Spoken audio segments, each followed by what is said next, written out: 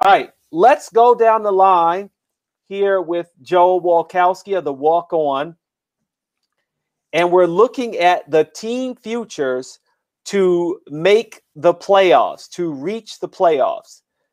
Let's go down the line and pick your 8 teams. Okay, easy. You got 4 teams from the Atlantic Conference. You got Boston, Philly, Brooklyn, and Toronto. Those are locks. Miami's a lock.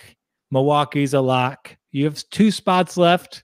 And I know we just talked about the Pacers, but I'm going to give those spots to the Wizards and Hawks. The Wizards and Hawks? I like their rosters more than I like either of the Pacers roster. The best player on the Wizards is better than the best player on the Pacers. That's also true of the Hawks. And I think these rosters, they're young. They could be much better this year without surprise. And we don't know how this new Nate is.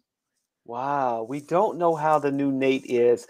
I was thinking maybe because he's from Toronto that it gives him a better chance of being successful based on the fact that no one knows or knew at the time who Nick Nurse was, and look what he's done, right? Yeah, absolutely. But it's just, I think the Southeastern Conference is coming up, and I'd rather just go with the new team with higher upside than just go with the same old pretty good team. It's just, I like the Pacers. The East is just much improved. Okay. Here are my teams. I've got the Bucks, which of course you expect the Bucks to get into the playoffs. Bucks, Nets, Celtics, Heat, Raptors, Sixers, Pacers, and Wizards. I'm like no Magic. Magic are out. Magic are out. The Jonathan Isaac injury is going to cost them so much over the course of the regular season.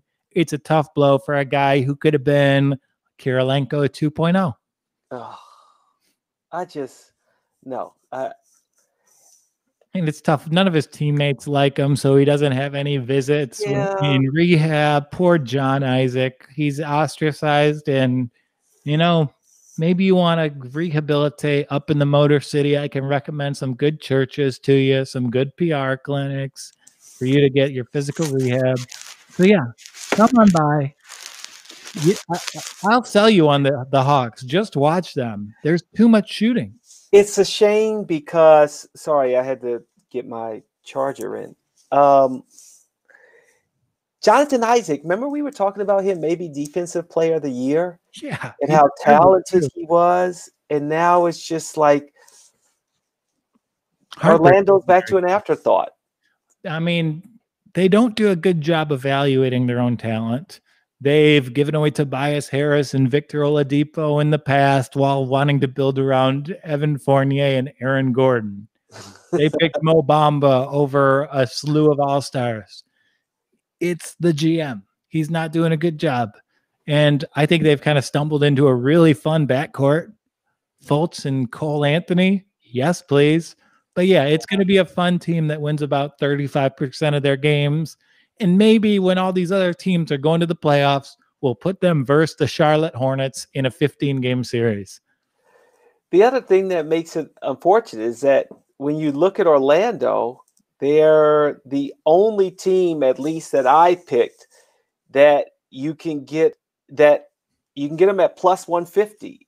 So you make a little more money if you gamble on them than if you pick the other 8 teams that I selected. But again, NBA fans, we always forget how many regular season games Terrence Ross flips. You turn on a random January weeknight, Terrence Ross is going for 26 off the bench.